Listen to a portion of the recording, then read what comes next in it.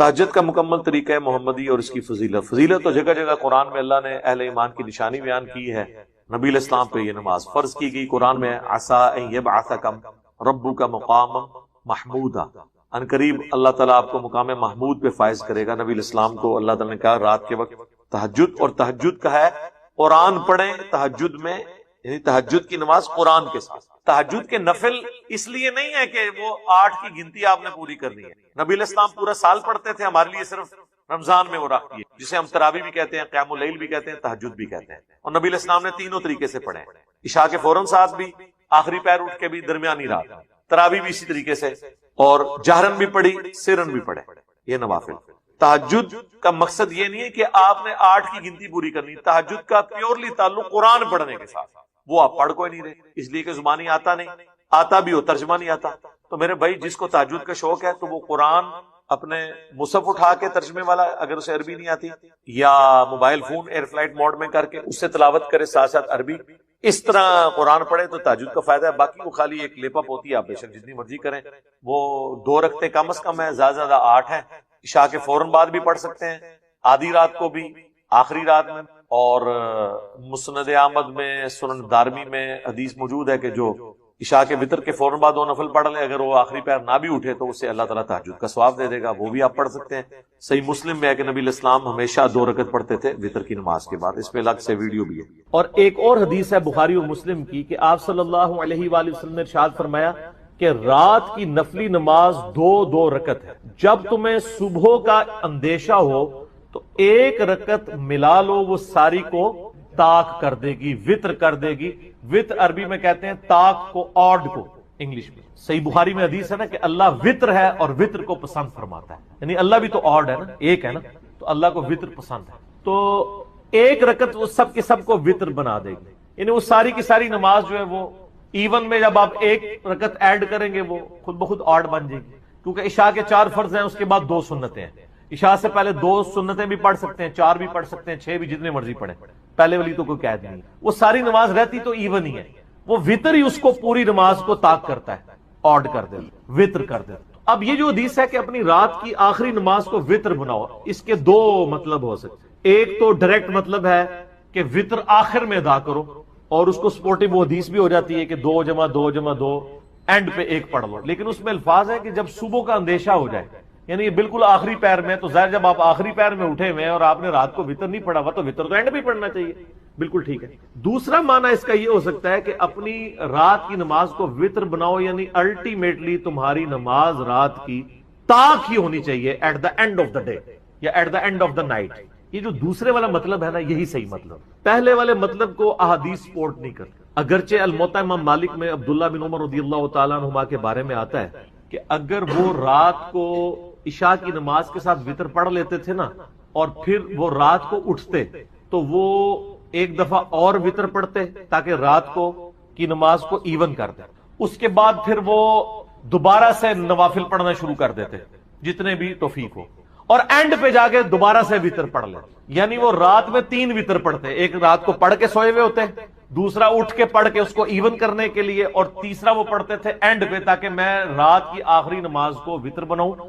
عبداللہ بن عمر یہی فارم لیا کرتے تھے کہ اپنی رات کی نماز کو وطر بناؤ سے مطلب یہ ہے کہ وطر اینڈ پہ پڑھنے سے. یہ انہوں نے فارم لیا ہوا تھا، اور یہ فارم ان کا احادیث سے سپورٹنگ نہیں تھا، ان کا ذاتی فارم تھا. کیونکہ مسند ابن الجعد، آپ کو پتا نا ابن الجعد ایک محدث ہے، احمد بن حنبل کے استاد ہیں، ان کی بھی ایک مسند ہے. اس میں یہی جب روایت آتی ہے نا الموطا امام مالک والی، تو اس میں عبداللہ بن عمر خود کلیئر فرماتے ہیں کہ یہ جو میں اجتہاد کرتا ہوں نا کہ میں رات کو 3 دفعہ وطر پڑھ لیتا ہوں، پہلے وطر پڑھے پھر اس کو ایون کیا، وطر پڑھ کے پھر اینڈ پہ وطر، یہ میری ذاتی رائے ہے. میں نے نبی علیہ السلام یا خلفائے راشدین کو ایسا کرتے ہوئے نہیں دیکھا.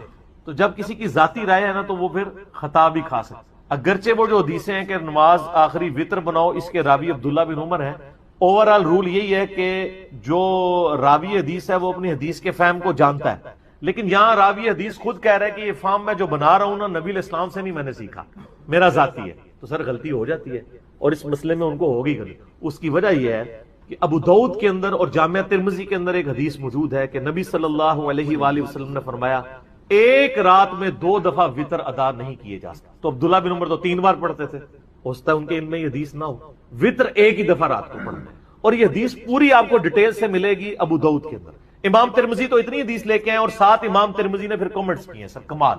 امام ترمذی حدیث لے کے پھر بتایا کہ علماء اور صحابہ میں اختلاف پایا جاتا ہے اس حدیث کے تحت کہ چونکہ رات میں وطر 2 دفعہ نہیں پڑھے جا سکتے، لہٰذا وہ کہتے ہیں وہ جو حدیثیں ہیں کہ نماز کو آخری نماز کو وطر بناؤ، تو اس کا مطلب یہ ہے کہ اگر کوئی یہ مطلب لیتا ہے، ان کا بعض لوگ یہ مطلب لیتے ہیں کہ وطر کے بعد کوئی نماز ایڈ نہیں کر سکتے، کہتے ہیں لیکن دوسرے لوگوں کا موقف یہ ہے کہ وطر کے بعد اگر کوئی نماز ایڈ بھی کر لے تو وطر ٹوٹے گا نہیں، کیونکہ اگر کسی نے رات کو 3 وطر پڑھ کے سویا تھا، عشاء کے 4 فرض اور 2 سنتیں کتنی ہوگی 6 اور 3 وطر کتنے ہو گئے 9، اس کے بعد رات کو اٹھ کے وہ 2 نفل پڑھ بھی لے تو کتنی ہوگی ٹوٹل 11، تو وطر تو نہیں ٹوٹا، وطر ہی رہا، 2 اور پڑھ لے 13، جتنی مرضی پڑھتا جائے وطر ٹوٹے گا نہیں۔ تو امام ترمذی کہتے ہیں ایک فہم یہ ہے، اور امام ترمذی کہتے ہیں یہی فہم صحیح ہے، اور وہ کہتے ہیں یہ فہم اس لیے بھی صحیح ہے کہ خود نبی علیہ السلام بھی وطر کے بعد 2 نفل پڑھا کرتے تھے، اور پھر وہ آگے حدیثیں لے کے آئے کہ سیدہ ام سلمہ اور سیدہ عائشہ صدیقہ رضی اللہ تعالی عنہا سے روایت ہے کہ نبی صلی اللہ علیہ وآلہ وسلم وطر کی نماز کے بعد 2 نفل پڑھا کرتے تھے، اور یہ جو حدیث ہے نا ترمذی میں، یہ حدیث صحیح مسلم میں بھی موجود ہے۔ صحیح مسلم میں حدیث ہے کہ سیدہ ام سلمہ سلام اللہ علیہا کہتی ہیں کہ نبی علیہ السلام ہمیشہ وطر کی نماز کے بعد 2 نفل بیٹھ کے پڑھا کرتے تھے، اور صحیح مسلم میں ہی ہے کہ اما عائشہ رضی اللہ تعالیٰ عنہا و سلام اللہ علیہا کہتی ہیں کہ ان سے کسی نے آ کے پوچھا کہ نبی علیہ السلام کا اخلاق کیسا تھا، انہوں نے کہا قرآن نہیں پڑھتے، قرآن ہی نبی علیہ السلام کا اخلاق تھا۔ پھر اس نے پوچھا کہ نبی علیہ السلام کی رات کی وطر کی نماز کیسی تھی، تو وہ کہتی ہیں کہ نبی علیہ السلام 9 رکعت وطر پڑھا کرتے تھے، جس میں 8ویں رکعت میں بیٹھتے تھے، اس کے بعد اس میں 8ویں رکعت میں درود شریف دعاؤں کے بعد پھر کھڑے ہو جاتے تھے، پھر 9ویں میں بیٹھ کے درود شریف دعاؤں کے بعد سلام پھیر دیتے تھے، اور پھر اس کے بعد 2 نفل بیٹھ کے پڑھا کرتے تھے۔ پھر جب آپ بوڑھے ہو گئے تو پھر آپ علیہ السلام نے 7 رکعتیں پڑھنا شروع کر دی وطر کی، اور جس میں آپ 6ٹھی رکعت میں بیٹھتے تھے اور 7ویں رکعت میں، اور پھر سلام پھیرنے کے بعد 2 نفل بیٹھ کے پڑھا کرتے تھے۔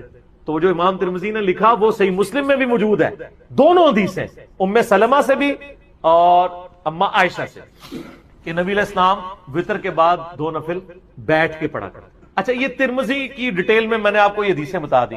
یہ جو حدیث ہے نا کہ ایک رات میں 2 دفعہ وطر نہیں پڑھ سکتے، جس کی بنیاد پہ میں نے عبداللہ بن عمر کے موقف کو، ان کے اجتہاد کو غلط ڈکلیئر کیا، اور امام ترمذی بھی ایون غلط ڈکلیئر کرتے ہیں۔ یہ حدیث ابو داؤد میں پوری ہے، سیدنا طلق ابن علی سے، یہ مشہور صحابی ہیں۔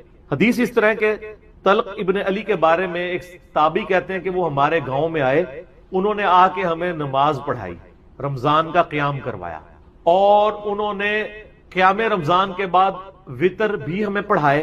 اس کے بعد وہ اپنے علاقے میں واپس تشریف لے گئے اپنی مسجد میں، وہاں پہ لوگ ابھی تک انتظار کر رہے تھے کہ ہمارے امام آئیں گے تو وہی ہمیں قرات، یعنی ان کی ہم ابتدا میں نماز تراویح یا قیام اللیل کریں گے۔ تو وہاں جا کے طلق ابن علی نے دوبارہ سے قیام اللیل کروایا اپنے گاؤں کے لوگوں کو، اور جب وطر کی باری آئی تو طلق ابن علی نے مصلی چھوڑ کے کہا کہ اپنے امام کھڑا کرو، کیونکہ میں نے نبی علیہ السلام سے سنا ہے کہ ایک رات میں 2 دفعہ وطر نہیں پڑھے جا سکتے، تو میں تو وطر پڑھ چکا ہوں۔ اس حدیث سے بے شمار مسائل نکلتے ہیں۔ نمبر 1، طلق ابن علی نے ایک مسئلہ یہ کلیئر کر دیا کہ جو رات کو وطر پڑھ چکا ہے اس کے بعد وہ جتنے مرضی نفل پڑھے اس کا وطر نہیں ٹوٹے گا۔ نمبر 2، انہوں نے یہ بھی بتا دیا کہ 2 دفعہ وطر نہیں پڑھے جا سکتے، نبی علیہ السلام سے میں نے خود سنا ہے، تو میں چونکہ ایک دفعہ وطر پڑھ چکا ہوں، اب یہ نہیں کہ میں دوسری بار پڑھوں پھر اس کو توڑ کے پھر اس کو دوبارہ آڈ بناؤں، یہ کام نہیں ہوگا۔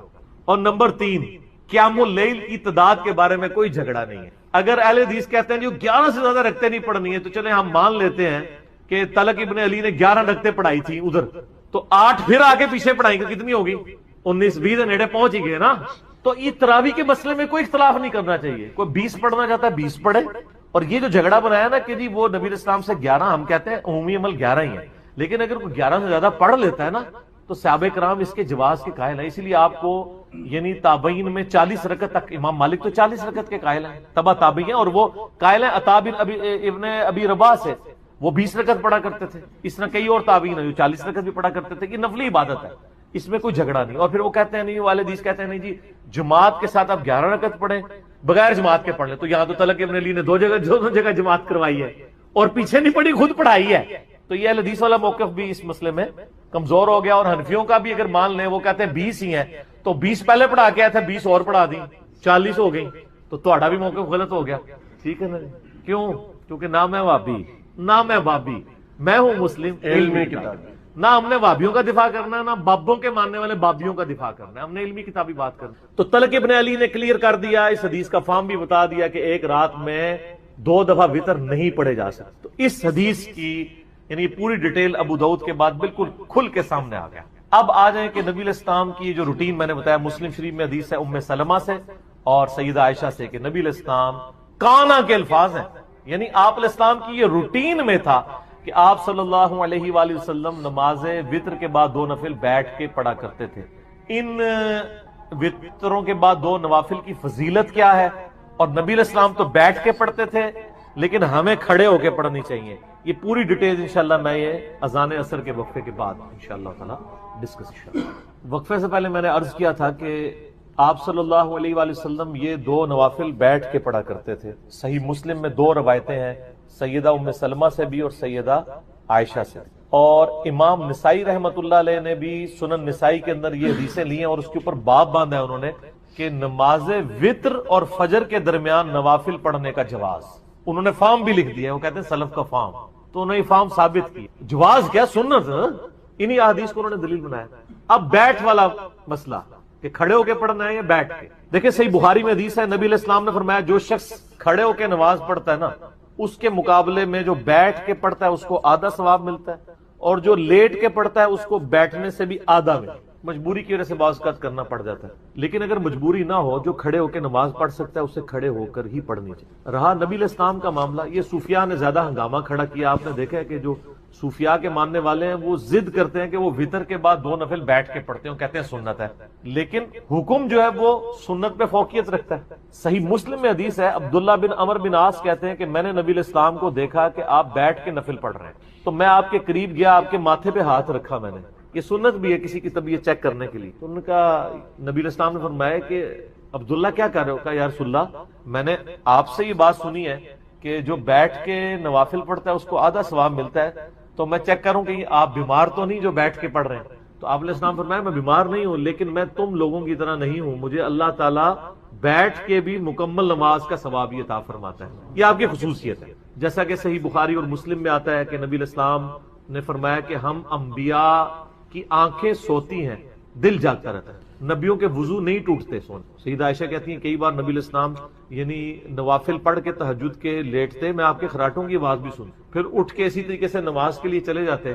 تو میں کہتی یا رسول اللہ وضو؟ تو فرمایا کہ ہمارے دل جاگتے رہتے ہیں، آنکھیں سوتی ہیں. تو وضو کے ٹوٹنے نہ ٹوٹنے کا احساس انبیاء کو نیند میں بھی ہو جاتا ہے. ان کی غفلت ویسی نہیں ہوتی جس طرح کی ہماری ہوتی. تو یہ نبی علیہ السلام کی خصوصی. تو چونکہ آپ علیہ السلام خود کہہ رہے ہیں کہ کھڑے ہو کے پڑھنا پورا ثواب ہے، بیٹھ کے آدھا ہے، تو لہٰذا اب اس کی پلی نہیں لینی چاہیے. ہم تو الحمدللہ کھڑے ہو کے پڑھتے ہیں نوافل کو، ظاہر پورا ثواب کمانا چاہیے. یہ بہت بڑی ایک فضیلت ہے، اور اس کی فضیلت سن لیں. سنن دارمی کے اندر حدیث ہے صحیح سند کے ساتھ. یہ حدیث صحیح ابن حبان میں بھی موجود ہے، صحیح ابن خزیمہ میں بھی موجود ہے کہ نبی صلی اللہ علیہ وآلہ وسلم نے فرمایا کہ رات کی بیداری ایک مشکل کام ہے. خصوصاً سفر کے کانٹیکسٹ میں آتا ہے. سفر میں تو بندہ تھکا ہوتا ہے. رات کی بیداری ایک مشکل کام ہے. جب تم وتر پڑھ چکو تو 2 رکعت پڑھ لیا کرو. اگر رات کے آخری پہر تمہاری آنکھ نہ بھی کھلی تو اللہ تعالیٰ تمہیں رات کے آخری پہر اٹھ کے جو نماز پڑھنے کا ثواب ہے وہ عطا فرما دے. سبحان اللہ، کتنی بڑی آسانی ہے. میرے جیسے کمزور لوگوں کے لیے تو بہت بڑی آسانی ہے. اسی لیے سر ہم پڑھتے ہیں اور لوگوں کو ترغیب بھی دلاتے ہیں کہ یار مفت میں آپ ثواب لیں نا. صحیح بخاری اور مسلم کی حدیث ہے، اما عائشہ کہتی ہیں کہ نبی علیہ السلام وتر کی نماز بعض اوقات عشاء کی نماز کے ساتھ ہی پڑھ لیتے تھے، بعض اوقات آدھی رات کو اٹھ کے پڑھتے تھے، بعض اوقات رات کے آخری پہر. تینوں طریقے سے سنت ہے. کتنی آسانی ہے دین کے اندر. آپ چاہے ساتھ ہی پڑھ لیں، رات کے یعنی بیچ میں یا اینڈ. اور جس کو خدشہ ہے کہ وہ صبح نہیں اٹھ سکتا وہ رات کو پڑھے. صحیح بخاری و مسلم کی حدیث سے حضرت ابو ہریرہ کہتے ہیں مجھے نبی علیہ السلام نے وصیت کی تھی 3 کاموں کی. نمبر 1 رات کو سونے سے پہلے وتر پڑھ لینا. نمبر 2 اشراق کی نماز پڑھنا. اور نمبر 3 مہینے میں 3 روزے. تو یہ انہوں نے اپنی روٹین میں 3 کام رکھے. وہ تو سونے سے پہلے ہی وتر پڑھ لیتے تھے. تو آپ وتر شروع میں پڑھ سکتے ہیں، بیچ میں بھی، اینڈ میں. اور ایک بڑی رکت انگیز حدیث ہے سنن نبی داؤد کے اندر، سنن نسائی ابن ماجہ میں بھی موجود ہے. ایک تابعی آتا ہے سیدہ عائشہ کے پاس سلام اللہ علیہا اور کہتا ہے کہ اما جان یہ بتائیے کہ نبی علیہ السلام جو غسل جنابت ہے، جنوبی ہونے کے بعد جو غسل ہے، یہ رات کے ابتدائی حصے میں کرتے تھے یا آخری پیر میں اٹھ کے؟ ان کا بیٹا کبھی رات کے ابتدائی حصے میں کر لیتے تھے اور کبھی آخری پیر میں بھی اٹھ کے، یعنی کوئی ایسا مسئلہ نہیں ہے، آپ ڈیلے کر سکتے ہیں، بس نماز قضا نہ ہو۔ تو اس نے کہا اللہ اکبر سبحان اللہ و بحمدہ، تمام تعریفیں اللہ کے لیے جس نے دین میں اتنی آسانی رکھی ہے، چاہے تو اسی کو غسل کر لو، چاہے فجر سے جسٹ پہلے کر لو۔ پھر اس نے کہا اما جان یہ بتائیے کہ نبی علیہ السلام وتر کی نماز رات کو سونے سے پہلے پڑھتے تھے یا آخری پیر میں؟ انہوں نے کہا بیٹا کبھی نبی علیہ السلام عشاء کے ساتھ ہی وتر پڑھ لیتے تھے اور کبھی آخری پیر میں اٹھ کے۔ تو اس نے کہا اللہ اکبر، تمام تعریفیں اللہ کے لیے ہیں جس نے دین میں اتنی آسانی رکھی۔ پھر اس نے کہا اما یہ بتائیے کہ نبی علیہ السلام کی جو یعنی رات کی نماز ہے اس میں آپ قرات بلند آواز سے کرتے تھے یا آہستہ آواز سے؟ تو ان کا بیٹا کبھی بلند آواز سے بھی کر لیتے تھے، کبھی آہستہ آواز سے بھی۔ پھر اس نے کہا اللہ اکبر سبحان اللہ و بحمدہ، تکبیر بلند کی، اللہ سب سے بڑا ہے، تمام تعریفیں اس کے لیے جس نے دین میں اتنی آسانی رکھی کہ آپ قیام اللیل میں بلند آواز سے بھی قرات کر سکتے ہیں اور آہستہ آواز سے۔ یعنی دونوں مجھے کلچرلی پتا ہے کہ کس کس مسلک کے اندر کون کون سی یعنی کہانیاں چل رہی ہوتی ہیں۔ تو میرے بھائیو، صحیح بخاری اور مسلم کی متفق علیہ حدیث ہے کہ آپ صلی اللہ علیہ وآلہ وسلم نے فرمایا کہ اپنی رات کی آخری نماز کو وتر بناؤ۔ اور ایک اور حدیث ہے بخاری اور مسلم کی کہ آپ صلی اللہ علیہ وآلہ وسلم نے ارشاد فرمایا کہ رات کی نفلی نماز 2 رکعت ہے، جب تمہیں صبح کا اندیشہ ہو تو 1 رکعت ملا لو، وہ ساری کو تاک کر دے گی، وطر کر دے گی۔ وطر عربی میں کہتے ہیں تاک کو، آڈ کو انگلش میں۔ صحیح بخاری میں حدیث ہے نا کہ اللہ وطر ہے اور وطر کو پسند فرماتا ہے، یعنی اللہ بھی تو آڈ ہے نا، ایک ہے نا، تو اللہ کو وطر پسند ہے۔ تو 1 رکعت وہ سب کے سب کو وطر بنا دے گی، یعنی وہ ساری کی ساری نماز جو ہے وہ ایون میں جب آپ 1 رکعت ایڈ کریں گے وہ خود بخود آڈ بن جائے گی، کیونکہ عشاء کے 4 فرض ہیں، اس کے بعد 2 سنتیں ہیں۔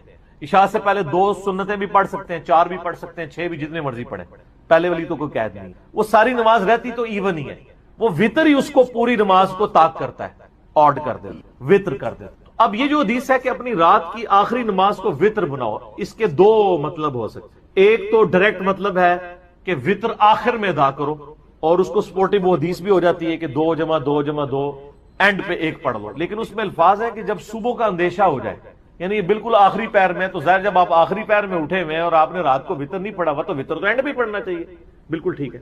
دوسرا معنی اس کا یہ ہو سکتا ہے کہ اپنی رات کی نماز کو وطر بناؤ، یعنی الٹیمیٹلی تمہاری نماز رات کی تاک ہی ہونی چاہیے، at the end of the day یا at the end of the night.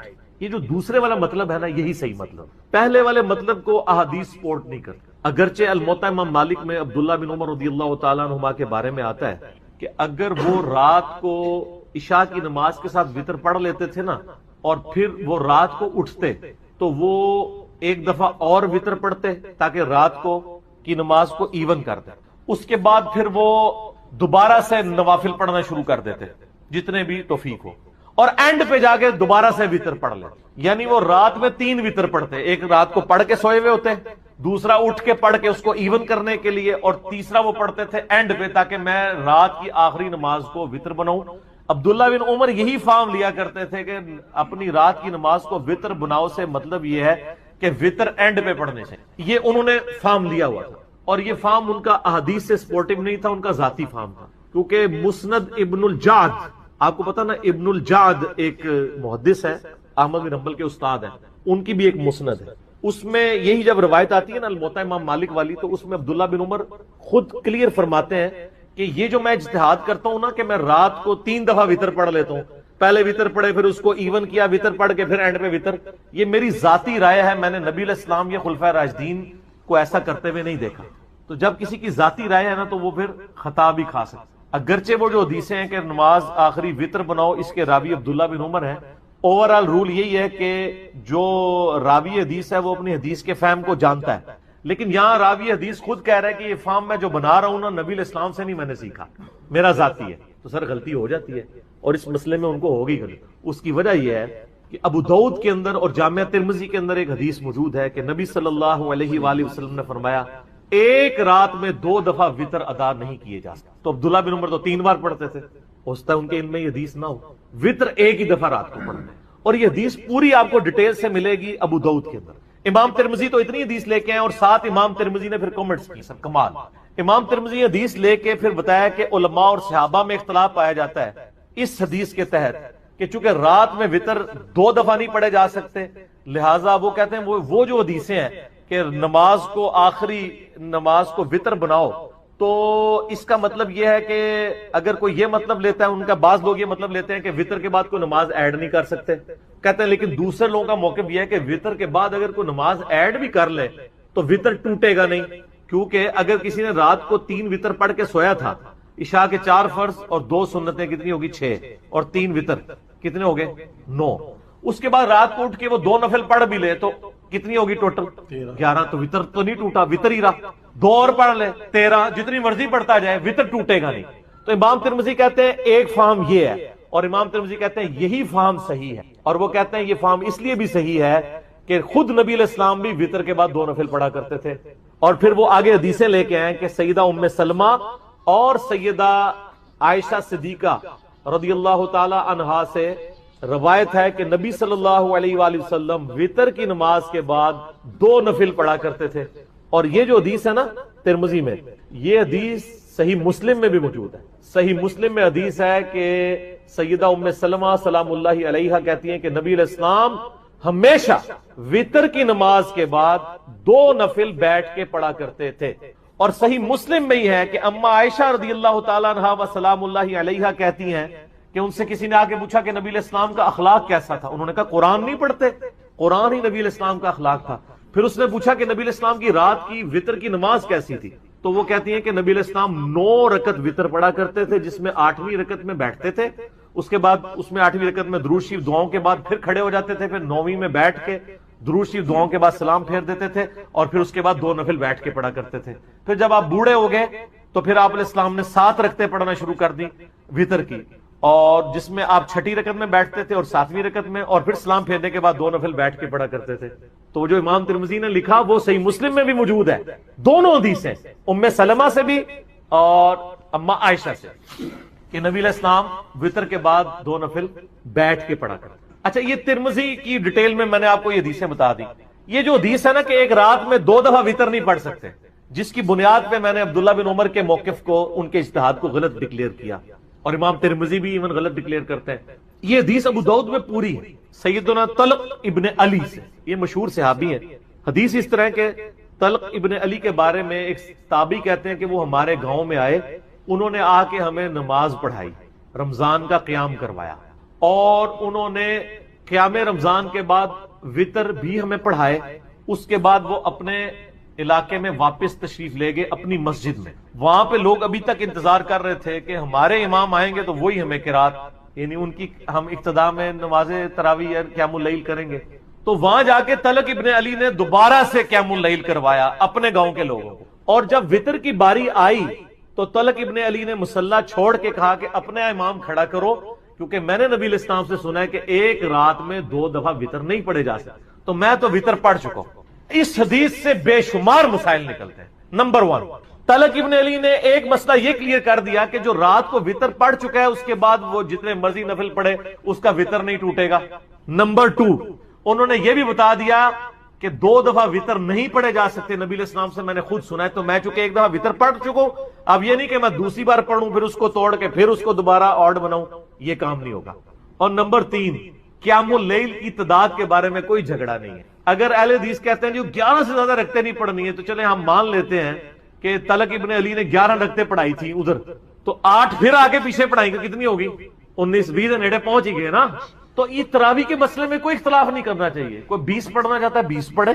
اور یہ جو جھگڑا بنایا نا کہ جی وہ نبی علیہ السلام سے 11، ہم کہتے ہیں عمومی عمل 11 ہی ہے، لیکن اگر کوئی 11 سے زیادہ پڑھ لیتا ہے نا تو صحابہ کرام اس کے جواز کے قائل ہیں۔ اسی لیے آپ کو یعنی تابعین میں 40 رکعت تک، امام مالک تو 40 رکعت کے قائل ہیں، تبع تابعین ہیں، اور وہ قائل ہیں عطا بن ابن ابی رباح سے، وہ 20 رکعت پڑھا کرتے تھے۔ اس طرح کئی اور تابعین ہیں جو 40 رکعت بھی پڑھا کرتے تھے، یہ نفلی عبادت ہے، اس میں کوئی جھگڑا نہیں۔ اور پھر وہ کہتے ہیں نہیں، والے حدیث کہتے ہیں نہیں جی جماعت کے ساتھ آپ 11 رکعت پڑھیں، بغیر جماعت کے پڑھ لیں۔ تو یہاں تو طلق ابن علی نے دو جگہ جماعت کروائی ہے اور پیچھے نہیں پڑھی، خود پڑھائی ہے۔ تو یہ حدیث والا موقف بھی اس مسئلے میں کمزور ہو گیا۔ اور حنفیوں کا بھی اگر مان لیں، وہ کہتے ہیں 20 ہی ہیں، تو 20 پہلے پڑھا کے آیا تھا، 20 اور پڑھا دی، 40 ہو گئی، تو تہاڈا بھی موقف غلط ہو گیا، ٹھیک ہے نا؟ کیوں؟ کیونکہ نہ میں وہابی نہ میں بابی، میں ہوں مسلم علمی کتاب.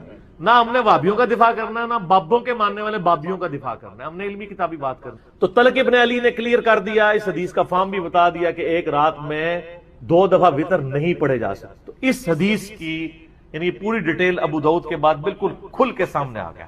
اب آ جائیں کہ نبی علیہ السلام کی جو روٹین میں نے بتایا، مسلم شریف میں حدیث ہے ام سلمہ سے اور سیدہ عائشہ سے کہ نبی علیہ السلام کانا کے الفاظ ہیں، یعنی آپ علیہ السلام کی یہ روٹین میں تھا کہ آپ صلی اللہ علیہ وآلہ وسلم نماز وتر کے بعد 2 نفل بیٹھ کے پڑھا کرتے تھے. ان وتروں کے بعد 2 نوافل کی فضیلت کیا ہے، اور نبی علیہ السلام تو بیٹھ کے پڑھتے تھے لیکن ہمیں کھڑے ہو کے پڑھنی چاہیے. یہ پوری ڈیٹیل انشاءاللہ میں یہ اذان عصر کے وقفے کے بعد انشاءاللہ تعالی ڈسکس کروں.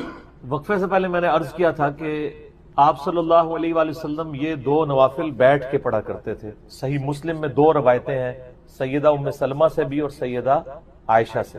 اور امام نسائی رحمت اللہ علیہ نے بھی سنن نسائی کے اندر یہ حدیثیں لی ہیں اور اس کے اوپر باب باندھا ہے انہوں نے کہ نماز وتر اور فجر کے درمیان نوافل پڑھنے کا جواز. انہوں نے فارم بھی لکھ دیا، وہ کہتے ہیں سلف کا فارم. تو انہوں نے یہ فارم ثابت کی، جواز کیا سنت، انہی احادیث کو انہوں نے دلیل بنایا.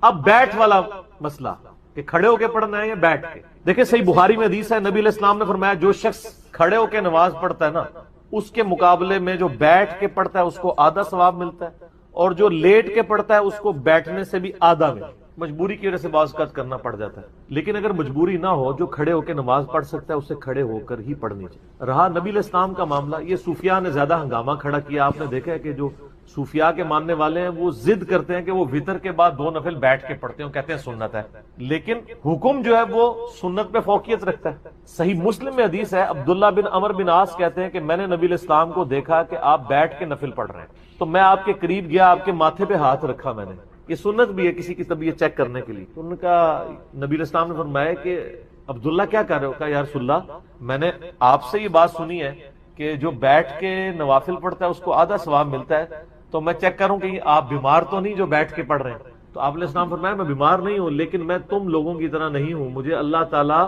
بیٹھ کے بھی مکمل نماز کا ثواب عطا فرماتا ہے. یہ آپ کی خصوصیت ہے. جیسا کہ صحیح بخاری اور مسلم میں آتا ہے کہ نبی علیہ السلام نے فرمایا کہ ہم انبیاء کی آنکھیں سوتی ہیں، دل جاگتا رہتا ہے. نبیوں کے وضو نہیں ٹوٹتے سونے. سیدہ عائشہ کہتی ہیں کئی بار نبی علیہ السلام یعنی نوافل پڑھ کے تہجد کے لیٹتے، میں آپ کے خراٹوں کی آواز بھی سنتی، پھر اٹھ کے اسی طریقے سے نماز کے لیے چلے جاتے. تو میں کہتی یا رسول اللہ وضو؟ تو فرمایا کہ ہمارے دل جاگتے رہتے ہیں، آنکھیں سوتی ہیں. تو وضو کے ٹوٹنے نہ ٹوٹنے کا احساس انبیاء کو نیند میں بھی ہو جاتا ہے، ان کی غفلت ویسی نہیں ہوتی جس طرح کی ہماری ہوتی. تو یہ نبی علیہ السلام کی خصوصی. تو چونکہ آپ علیہ السلام خود کہہ رہے ہیں کہ کھڑے ہو کے پڑھنا پورا ثواب ہے، بیٹھ کے آدھا ہے، تو لہٰذا اب اس کی پلی نہیں لینی چاہیے. ہم تو الحمدللہ کھڑے ہو کے پڑھتے ہیں نوافل کو، ظاہر پورا ثواب کمانا چاہیے. یہ بہت بڑی ایک فضیلت ہے، اور اس کی فضیلت سن لیں. سنن دارمی کے اندر حدیث ہے صحیح سند کے ساتھ.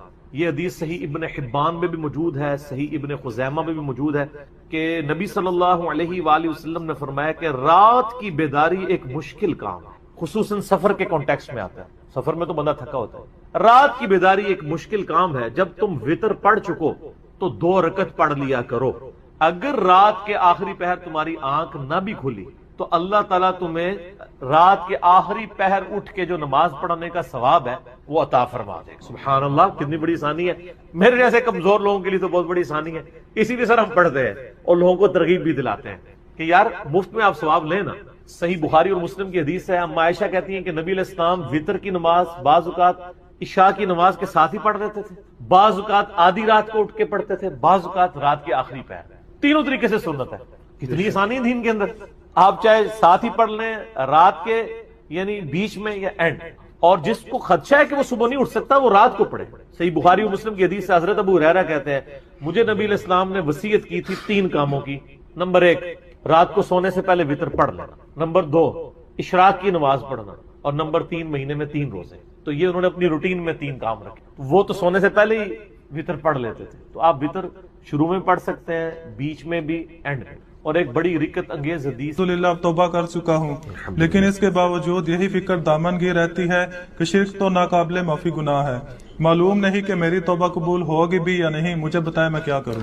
آپ سب سے پہلے تو اس طرح کے خیالات سے توبہ کریں جو آپ کر رہے ہیں. ٹھیک ہے. اس کی وجہ یہ ہے کہ سورہ التوبہ کی آیت نمبر 70 میں اللہ تعالیٰ نے فرمایا کہ جو شخص توبہ کر لے سچے دل کے ساتھ اور اس سے پہلے بڑے بڑے گناہوں کا ذکر ہوا ہے، ان میں سے ایک شرک بھی ہے۔ بلکہ اب یہ کریٹیکل سوال ہے تو میں یہ آیت پڑھ کے بھی بتا دیتا ہوں۔ پارہ نمبر 19 کے اندر جا کے سورہ الفرقان کی آیت نمبر ہے یہ 70۔ اعوذ باللہ من الشیطان الرجیم، بسم اللہ الرحمن الرحیم۔ ہاں جی، یہ آ گیا والذین لا يدعون مع اللہ الہا آخر، یعنی اللہ تعالیٰ اہل ایمان کی نشانی بتا رہا ہے کہ وہ ایسے لوگ ہیں کہ وہ اللہ کے ساتھ کسی اور کو الہ کے طور پر نہیں پکارتے۔ وَلَا يَقْتُلُونَ النَّفْسَ الَّتِي حَرَّمَ اللَّهُ إِلَّا بِالْحَقِّ، اور کسی جان کو ناحق قتل نہیں کرتے۔ ہاں بفتوی شریعت والا معاملہ علیحدہ ہے، یعنی قتل کے بدلے قتل، وہ بھی گورنمنٹ کا جوڈیشری کا کام ہے، آپ نے خود نہیں کرنا۔ وَلَا يَزْنُونَ، نہ زنا کرتے ہیں۔ وَمَن يَفْعَلْ ذَلِكَ يَلْقَ أَثَامًا، جو کوئی یہ 3 گناہ کرے گا ان قریب ان کا عذاب چکھ لے گا۔ کون سے 3 بڑے گناہ گنوائے گئے ہیں؟ نمبر 1 اللہ کے ساتھ شرک، نمبر 2 قتل ناحق، اور نمبر 3 زنا۔ حتیٰ کہ بخاری مسلم میں ایک حدیث ہے کہ نبی علیہ السلام سے جب بڑے بڑے گناہوں کے بارے میں پوچھا گیا نا تو آپ نے یہی 3 گناہ گنوائے اور پھر آپ نے کہا قرآن پڑھ کے دیکھو، یعنی نبی علیہ السلام بھی اپنی بات کی دلیل میں قرآن پیش کرتے تھے، ماشاء اللہ تعالی۔ والذین لا يدعون مع اللہ الہا آخر ولا يقتلون النفس التي حرم اللہ الا بالحق ولا يزنون ومن يفعل ذلك يلقى اثاما يضاعف له العذاب يوم القیامة وَيَخْلُدْ فِيهِ مُهَانًا، جو یہ 3 گناہ کرے گا اس کے لیے عذاب دگنا کر دیا جائے گا قیامت میں، اور وہ ذلیل و خوار کر کے آگ میں یعنی جھونکا جائے گا۔ إِلَّا مَن تَابَ، ہاں اگر کوئی ان گناہوں سے توبہ کر لے۔ کون سے؟ نمبر 1 شرک، نمبر 2 قتل ناحق، اور نمبر 3 زنا۔ وَآمَنَ وَعَمِلَ عَمَلًا صَالِحًا، اور ایمان لے آئے، یعنی ایمان تو پہلے بھی ہوگا نہیں، صحیح والا ایمان، اور نیک عمل کرے۔ فَأُولَئِكَ يُبَدِّلُ اللَّهُ سَيِّئَاتِهِمْ حَسَنَاتٍ، تو پھر ایسے شخص کے گناہوں کو بھی اللہ تعالیٰ نیکیوں سے بدل دے گا۔ صرف معافی نہیں سر، جتنے بڑے بڑے گناہ تھے اسی لیول کی بڑی بڑی نیکیاں۔ وَكَانَ اللَّهُ غَفُورًا رَحِيمًا، اور اللہ تعالیٰ تو بخشنے والا مہربان ہے۔ وَمَن تَابَ وَعَمِلَ صَالِحًا، جو کوئی توبہ کرے اور نیک اعمال کرے، فَإِنَّهُ يَتُوبُ إِلَى اللَّهِ مَتَابًا، تو اللہ تعالیٰ کہتا ہے کہ میرے ذمہ ہے اس کی توبہ کو قبول کرنا، یعنی اللہ تعالیٰ نے اپنے اوپر خود سے واجب کیا، حالانکہ اللہ تعالیٰ کسی چیز کا پابند نہیں ہے کہ جو میری طرف رجوع لائے گا میں اسے ضرور معاف کروں۔ تو اگر کسی شخص کو اس طرح کا وہم آتا ہے نا، اور یہ وہم اس لیے بھی آ رہا ہوتا ہے، بعض اوقات لوگ یعنی اس کا ترجمہ کرتے ہوئے بالکل لفظی ترجمہ کر رہے ہوتے ہیں۔ قرآن حکیم کی آیات چونکہ پورے کانٹیکسٹ کے ساتھ ہوتی ہیں، بیک گراؤنڈ میں آیات نازل ہوئی ہوتی ہیں، لہٰذا میں جب بھی ان آیات کا ترجمہ کرتا ہوں نا، جب اسپیسیفکلی شرک کو ایڈریس کر رہا ہوتا ہوں، میرا لیکچر نمبر ہے مسئلہ نمبر 3 دعا صرف اللہ ہی سے، اور سچ پیپر بھی ہے اس کے اوپر، تو ہم یہ ترجمہ جو ہے نا یہ آیت ان اللہ لا یغفر ان یشرک بہ، بے شک اللہ اس گناہ کو کبھی معاف نہیں کرے گا کہ کوئی شخص اللہ کے حضور قیامت والے دن اس حال میں پیش ہوا کہ اس نے دنیا میں شرک کیا ہوا، یعنی بغیر توبہ کے وہ مرا۔ وَيَغْفِرُ مَا دُونَ ذَلِكَ لِمَن یشاء، اور شرک کے علاوہ ہر گناہ معاف کر دے گا، وہ بھی اوپن لائسنس نہیں، جس کے لیے چاہے گا۔ یعنی جو شخص شرک سے توبہ کیے بغیر گیا نا، اس کی تو توبہ ہے ہی نہیں قیامت۔ ہاں دنیا میں کر گیا وہ معاملہ علیحدہ ہے، قیامت میں اللہ سے اس حال میں ملا کہ اس نے دنیا میں شرک کیا ہوا اور توبہ نہیں کی ہے، تو اللہ تعالیٰ اس کا گناہ معاف نہیں کرے۔ وَمَن يُشْرِكْ بِاللَّهِ فَقَدْ ضَلَّ ضَلَالًا بَعِيدًا، جو کوئی شرک کرتا ہے وہ گمراہی میں دور جا پڑا، وَلِعَوْذُ بِاللَّهِ تعالی۔ دنیا میں تو میرے بھائی جامعہ ترمذی میں حدیث ہے، نبی علیہ السلام نے فرمایا موت کے غرغرے سے پہلے اللہ تعالیٰ توبہ قبول کرتا ہے۔ موت کے غرغرے سے مراد ہے نزع کا عالم طاری ہونے سے پہلے، جب کسی کو موت نظر آ گئی نا اب وہ توبہ نہیں کر سکتا۔ وہ تو قرآن حکیم میں ہے نا، فرعون جب ڈوبنے لگا تھا تو اس نے کیا کہا تھا، میں ہارون اور موسیٰ کے رب پر ایمان لاتا ہوں، بنی اسرائیل کے رب پہ، تو اللہ تعالیٰ نے کیا فرمایا تھا، الآن، اب لایا ایمان، حالانکہ ایمان تو لے آیا تھا، وہ غرغرہ تو وہ لے ہی رہا تھا نا، غوطہ تو کھا رہا تھا نا۔ تو موت کے غرغرے سے مراد ہے نزع کا عالم طاری ہونے سے پہلے۔ اور اس میں ایک پوائنٹ کئی دفعہ ہائی لائٹ کر چکا ہوں، یہاں پہ بھی کر دوں، اگر آپ کو کسی شخص کے بارے میں یہ پتا چل جائے نا کہ اس کو لا علاج بیماری لگ چکی ہے اور وہ اب کچھ عرصے میں ایکسپائر ہو جائے گا، جیسے کینسر ہے، یعنی ہم نے یہ لرن کر لیا نا کہ کینسر جب 3rd سٹیج کے اوپر پہنچ جاتا ہے تو وہ انسان بچتا نہیں ہے۔ جس شخص کو کینسر ہوا ہے یا سپوز اس کے گردے فیل ہو گئے یا دل بالکل ایج پہ پہنچ چکے، ایسے لوگوں کو یعنی پاکستان انڈیا میں تو لوگ چھپاتے ہیں کہ پہلے ہی نہ کہیں مر جائے وہ سن کے، کتنی حیران کن بات ہے کہ مسلمان جس کے لیے موت ایسٹ ہونی چاہیے، چلو کافر کو تو سمجھ آتا ہے، اس نے تو دنیا ہی کمائی ہے نا، مسلمان بھی مرنے سے پہلے مر جاتے ہیں موت کا سن کے. ایسا تو نہیں ہونا چاہیے اصولاً. اور یہ ٹانٹ اللہ نے قرآن پاک میں یہودیوں کو دی ہے سورہ جمعہ کے اندر، کہ کہتے ہیں نا اللہ کے بڑے چہیتے ہیں، ان کو کہو کہ تم موت کی تمنا کرو اگر تم سچے ہو. اگر تم اللہ کے چہیتے ہو تو پھر موت تو تمہارے لیے خوشخبری ہونی چاہیے، لائبلٹی نہیں ہونی چاہیے، ایسٹ ہونی چاہیے. اب یہی تان ہمیں بھی آ رہا ہے، مسلمان کی حالت نہیں ہونی چاہیے، اس کو موت کا پتہ چلے تو جناب وقت سے پہلے ہی مرنے کی کوشش کرے. تو لیکن آپ یورپ امریکہ میں اگر کسی کو بیماری ہو نا، اس کو بتا دیا جاتا ہے کہ سر پلان کر لیں 6 مہینے ہیں، اور 6 مہینے بھی ان کے پلان ہے، وہ 6 سال بھی ہو سکتے ہیں، 6 گھنٹے بھی ہو سکتے ہیں، وہ تو اللہ کی مرضی ہے، وہ ایک ایسٹیمیٹ بتاتے ہیں. یہاں پہ لوگ چھپا لیتے ہیں. اس کا نقصان یہ ہے کہ نہ وہ اپنی لائف کو یعنی کوئی وراثت کے پوائنٹ آف ویو سے مینج کر سکتا ہے، اور سب سے بڑھ کے اسے توبہ کی طرف آپ کو لانا چاہیے. میں تو کہتا ہوں جی کسی کو کینسر ہو گیا ہے، ابھی اس میں موت کا غرغرہ نہیں آیا، کوئی کینسر ہوا ہے نا، پتہ نہیں کب مرنا ہے، ٹھیک ہے نا، نزع کا عالم بھی نہیں ہے، اس کو سب سے پہلے بتائیں کہ بھئی تمہیں لا علاج بیماری ہے، تمہاری ڈیتھ کسی بھی وقت ہو سکتی ہے، اللہ کی طرف رجوع لاؤ. سر اس نے پوری زندگی بھی عیاشی کی تھی نا، وہ اپنی آخرت مینج کر سکتا، وہ تو خیر کر سکتا ہے، ہمیں بھی اپنی آخرت مینج کرنی چاہیے. روزانہ مرنے سے پہلے توبہ کرنی چاہیے. روزانہ ہم مرتے ہیں نا، صحیح بخاری میں حدیث ہے نا، نبی علیہ السلام رات کو سوتے ہوئے کیا دعا مانگتے تھے؟ اللہم باسمک اموت و احیا، میں تیرے نام پر مرتا اور جیتا ہوں، یعنی سوتا اور جاگتا ہوں. کیونکہ صحیح بخاری میں حدیث ہے موت جو ہے وہ نیند کی بہن ہے. اور جب آپ صبح اٹھتے ہیں تو وہ بھی صحیح بخاری میں دعا ہے، الحمدللہ الذی احیانا بعد ما اماتنا والیہ النشور. تمام تعریفیں اس اللہ کے لیے ہیں جس نے مجھے مرنے کے بعد زندہ کیا، یعنی موت کے بعد زندہ کیا، اور میں نے پلٹ کے اس کی طرف جانا ہے. تو رات کو سونے سے پہلے توبہ کریں. اور سب سے بیسٹ توبہ تو وہ بخاری مسلم میں حدیث ہے، جس نے رات میں سورۃ البقرہ کی آخری 2 آیات پڑھ لی، اسے ہر چیز سے کفایت کر جائیں گی. آمن الرسول بما انزل الیہ من ربہ والمؤمنون کل آمن باللہ وملائکتہ وکتبہ ورسلہ لا نفرق بین احد من رسلہ وقالوا سمعنا واطعنا غفرانک ربنا. آڈ کر دیتا ہے، وطر کر دیتا ہے. اب یہ جو حدیث ہے کہ اپنی رات کی آخری نماز کو وطر بناؤ، اس کے 2 مطلب ہو سکتے ہیں. ایک تو ڈائریکٹ مطلب ہے کہ وطر آخر میں ادا کرو، اور اس کو سپورٹنگ وہ حدیث بھی ہو جاتی ہے کہ 2 جمع 2 جمع 2 اینڈ پہ 1 پڑھ لو. لیکن اس میں الفاظ ہے کہ جب صبح کا اندیشہ ہو جائے، یعنی بالکل آخری پیر میں، تو ظاہر جب آپ آخری پیر میں اٹھے ہوئے ہیں اور آپ نے رات کو وطر نہیں پڑھا ہوا، تو وطر تو اینڈ بھی پڑھنا چاہیے. بالکل ٹھیک ہے. دوسرا معنی اس کا یہ ہو سکتا ہے کہ اپنی رات کی نماز کو وطر بناؤ، یعنی الٹیمیٹلی تمہاری نماز رات کی تاک ہی ہونی چاہیے، at the end of the day یا at the end of the night. یہ جو دوسرے والا مطلب ہے نا، یہی صحیح مطلب ہے. پہلے والے مطلب کو احادیث سپورٹ نہیں کرتی. اگرچہ الموطا امام مالک میں عبداللہ بن عمر رضی اللہ تعالیٰ عنہما کے بارے میں آتا ہے کہ اگر وہ رات کو عشاء کی نماز کے ساتھ وطر پڑھ لیتے تھے نا، اور پھر وہ رات کو اٹھتے تو وہ ایک دفعہ اور وطر پڑھتے تاکہ رات کو کی نماز کو ایون کر دیں. اس کے بعد پھر وہ دوبارہ سے نوافل پڑھنا شروع کر دیتے جتنے بھی توفیق ہو، اور اینڈ پہ جا کے دوبارہ سے وطر پڑھ لیتے. یعنی وہ رات میں 3 وطر پڑھتے، ایک رات کو پڑھ کے سوئے ہوئے ہوتے، دوسرا اٹھ کے پڑھ کے اس کو ایون کرنے کے لیے، اور تیسرا وہ پڑھتے تھے اینڈ پہ تاکہ میں رات کی آخری نماز کو وطر بناؤں. عبداللہ بن عمر یہی فارم لیا کرتے تھے کہ اپنی رات کی نماز کو وطر بناؤ سے مطلب یہ ہے کہ وطر اینڈ پہ پڑھنے چاہیے. یہ انہوں نے فارم لیا ہوا تھا، اور یہ فارم ان کا احادیث سے سپورٹیو نہیں تھا، ان کا ذاتی فارم تھا. کیونکہ مسند ابن الجعد، آپ کو پتا نا ابن الجعد ایک محدث ہے، احمد بن حنبل کے استاد ہیں، ان کی بھی ایک مسند ہے.